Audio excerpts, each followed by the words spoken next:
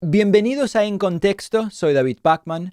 La elección oficialmente es en un poco más de 2 semanas, pero la realidad es que la elección es ahora. Ya empezó el voto temprano, ya empezó el voto ausente y se están viendo cantidades de votos tempranos y ausentes más grandes que en cualquier elección de la historia de Estados Unidos. Y un poco después quiero hablar con ustedes de eso, pero primero hablaremos con la diputada Debbie Mucarsel Powell, representando el distrito número 26 del estado de la Florida. Bueno, para empezar, ¿qué pasa con el posible segundo paquete de rescate financiero por el coronavirus? Ya hubo un paquete, desde hace meses que hay discusión de un posible segundo paquete.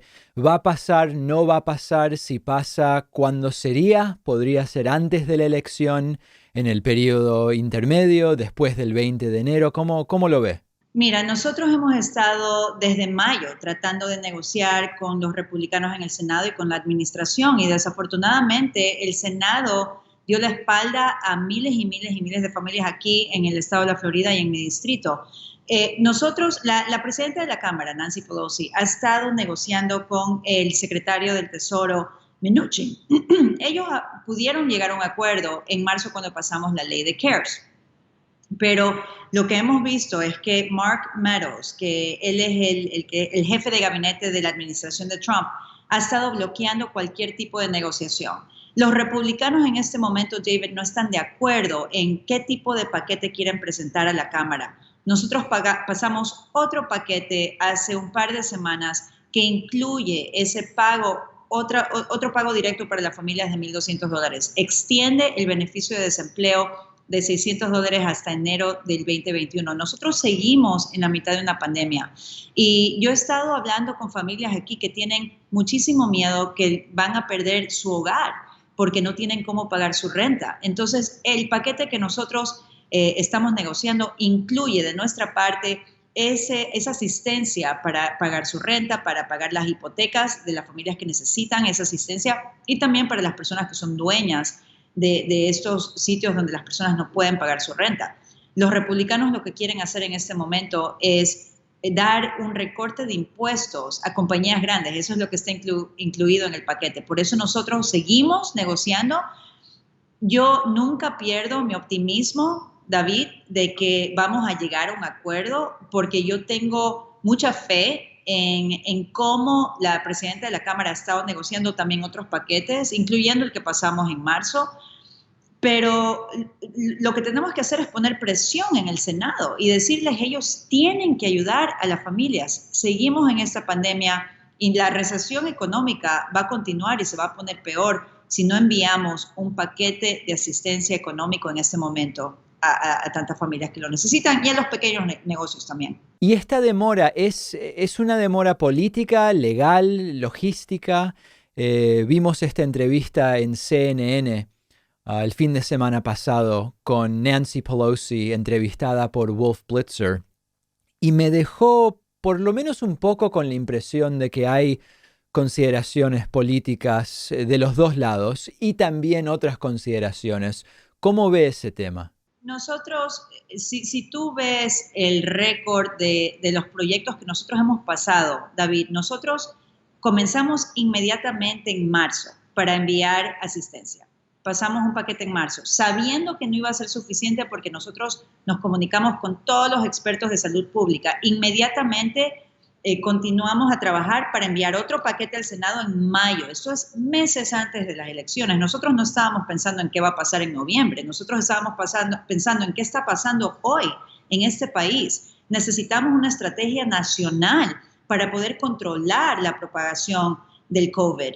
Y los republicanos y la administración, lo que hemos visto es que ellos están negando el peligro que nosotros en ese momento tenemos por otro spike en nuestro país y ya lo estamos sintiendo aquí en el estado de la Florida. Entonces, eso no tiene que ver nada con política. Eso lo que tiene que ver es con la necesidad y con lo que necesitamos en este momento por la pandemia que tenemos nosotros en este país. Y desafortunadamente no hay estrategia nacional. no hay el coraje de los republicanos de decir, sí, tenemos que enviar otra asistencia económica para las familias que necesitan. Ellos lo que quieren es proteger a las compañías más grandes, a los intereses especiales que les han estado dando todos los fondos para sus campañas, y tal vez de esa parte es política, pero esto viene básicamente a los valores que representamos los dos partidos. Nosotros estamos peleando para conseguir esa asistencia para familias, para trabajadores, para pequeños negocios. Los republicanos están tratando de ver qué pueden ellos pasar para tener puntos políticos y proteger a sus intereses especiales. ¿Por qué es que el coronavirus está afectando más a la comunidad latina?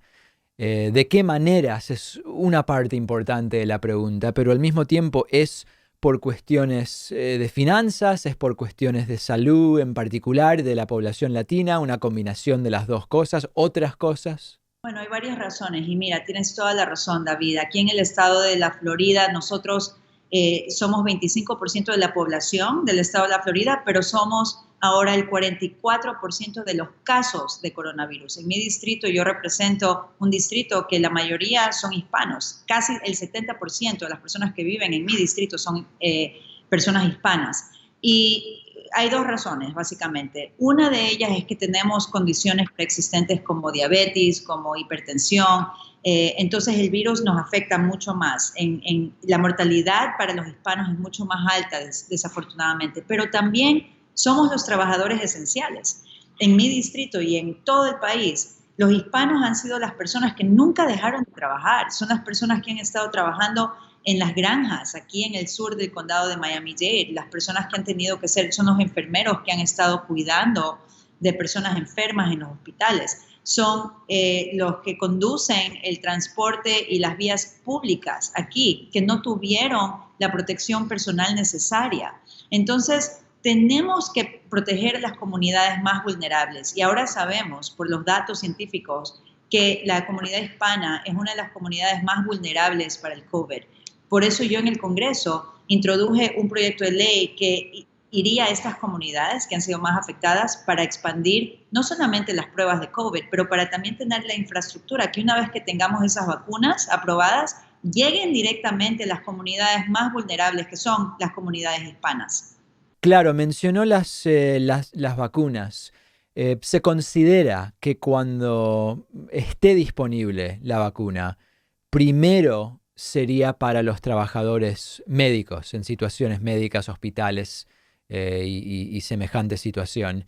Después, lo más probable sería para la población más grande, más mayor. Y después de eso es donde podrían entrar las consideraciones económicas o de otro tipo. ¿Qué se está haciendo teniendo en cuenta que podría surgir una situación complicada desde el punto de vista de la disponibilidad de las vacunas y el contexto económico de los que quieren una vacuna? Bueno, y el Congreso, el caucus hispano del Congreso, nosotros tuvimos esa conversación hace un par de días con todas las compañías farmacéuticas, no solamente nacionales, pero internacionales, de cómo ellos estaban planificando distribuir las vacunas a personas y comunidades que más lo necesitan y que no tenga nada que ver con el hecho de que tengan o no tengan el dinero para poder pagar por esa vacuna. Y nos dijeron algo un poquito preocupante, por eso estas elecciones son tan importantes.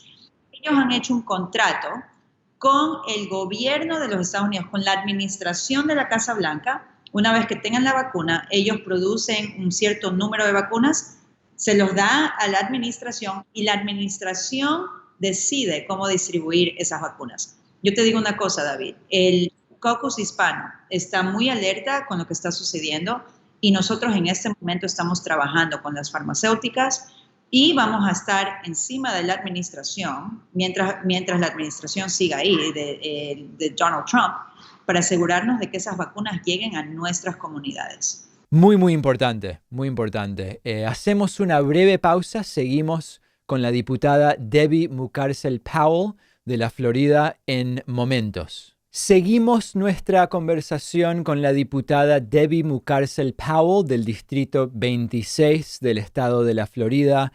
Hablemos un poco de la desinformación y las noticias falsas que se llaman fake news en Estados Unidos ahora con mucha popularidad.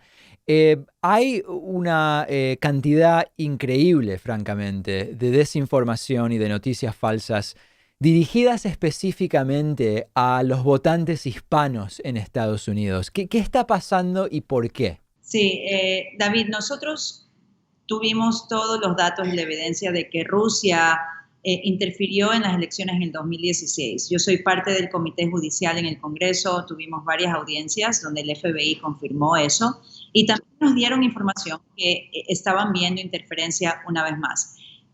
Lo que yo he visto aquí en el sur de la Florida y Joaquín Castro en el estado de Texas es que esta interferencia ahora ha sido específicamente dirigida a comunidades latinas. Nosotros vimos que había un poco de desinformación en las redes sociales, en los chats como WhatsApp. Amistades mías me estaban mandando artículos que estaban llenos de desinformación, pero lo más preocupante fue cuando los medios que son mainstream, como el periódico más grande aquí en el sur de la Florida, el Miami Herald, y también ciertas redes de radio locales, estaban también incluyendo desinformación. Entonces, por eso nosotros pedimos que el FBI nos dé toda la información, que investiguen de dónde está viniendo y por qué están dirigidos a estas comunidades latinas que van a ser tan importantes para el voto electoral en noviembre. Recibí justamente una carta ayer que el FBI está investigando, pero que no tienen toda la información para darme esos datos en este momento, pero Joaquín Castro y yo estamos encima de eso para asegurarnos de que entendamos de dónde está viniendo eso, pero es muy interesante que están dirigidos específicamente a la comunidad latina. Sí, yo acá en Estados Unidos, en WhatsApp, soy parte de un grupo de unos 300, 400 argentinos, mayormente educados, gente de todo tipo, con muchos tipos de trabajos diferentes, y con frecuencia aparecen memes, videos, imágenes, teniendo que ver con la elección, de noticias falsas y desinformación. ¿Por qué es que se está dirigiendo tanto a la comunidad hispana? ¿Será porque con el tiempo cada vez más la población latina es más importante en las elecciones? Es sumamente importante la comunidad latina. En este momento nosotros representamos el grupo étnico más grande de votantes en los Estados Unidos, la comunidad latina. Nuestra voz va a ser sumamente, no solamente importante, pero poderosa. Nosotros tenemos en este momento la responsabilidad, la autoridad de influenciar cómo va a ir esta elección en noviembre. Y hay ciertos actores que entienden eso muy bien y se están comunicando en español. Tú sabes, muchos de los latinos que vienen a nuestro país, David, no tienen esa alianza con ningún partido, son muy independientes, ellos quieren tener toda la información en frente de ellos antes de tomar una decisión y por eso lo están haciendo, porque si no saben de dónde viene esa información, muchos de ellos piensan que es verídico. Yo he tenido a mí una amiga colombiana que me manda artículos que son completamente falsos y cuando yo hago un poco la investigación, veo que vienen de una ultra derecha, un outlet que es ultraderecha y están repitiendo puntos falsos que habíamos escuchado tal vez de un outlet en Rusia, por ejemplo. O sea, es algo sumamente peligroso. Tenemos que proteger el sistema electoral de nuestro país. No podemos decidir que ni Rusia, que ningún otro actor externo tenga influencia en cómo nosotros vamos a decidir quién va a gobernar los Estados Unidos. Increíble, increíble. Muchísimas gracias. Estuvimos hablando con la diputada del Distrito 26 de la Florida, Debbie Mucarsel Powell. Un placer, muchísimo gusto hablar con usted y apreciamos increíblemente su tiempo. Gracias, David.